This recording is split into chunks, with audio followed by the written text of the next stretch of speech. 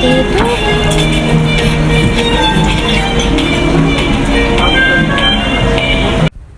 Hello, আসসালামু আলাইকুম সবাইকে। আমি সুমাইয়া আকনরি, স্বাগত জানাচ্ছি আমার নতুন একটি ভিডিও দেখার জন্য। দিনটি ছিল আমার বার্থডের দিন। কোনো প্ল্যানিং ছিল না, একদমই কোনো প্ল্যানিং ছিল না যে কোথাও যাব কি না। সাডেনলি আর কি প্ল্যানিং করেছি যে না, বের হই। আসলে আমি একদমই আশা ছেড়ে দিয়েছিলাম আমার বার্থডের দিনটায়, কারণ বিয়ের পরে এক প্রথম ইয়ারে হচ্ছিল আমার জামাই আমার সাথে ছিল আমার বার্থডেতে।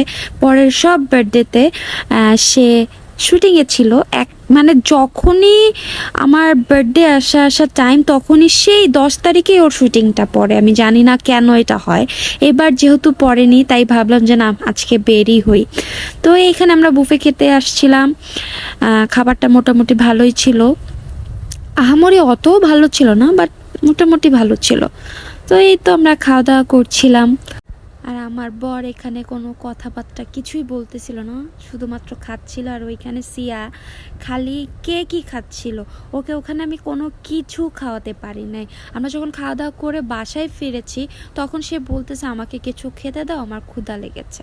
মানে আমি আমার মেয়েকে নিয়ে কোথায় যাব, কোথাও গেলে সে ওখানে খেতে পারে না, পরে বাসায় আসলে তার মানে খেতেই হবে। এই হয়েছিল আমার অবস্থা, কোথাও গিয়ে শান্তি নাই।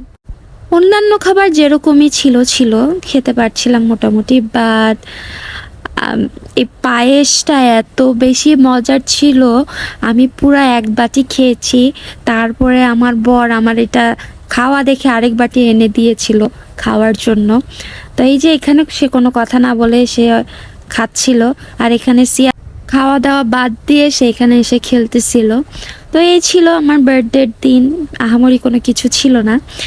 তো আমার ভিডিও যদি ভালো লেগে থাকে তাহলে লাইক কমেন্ট অ্যান্ড শেয়ার করবেন, আর একদমই সাবস্ক্রাইব করতে ভুলবেন না।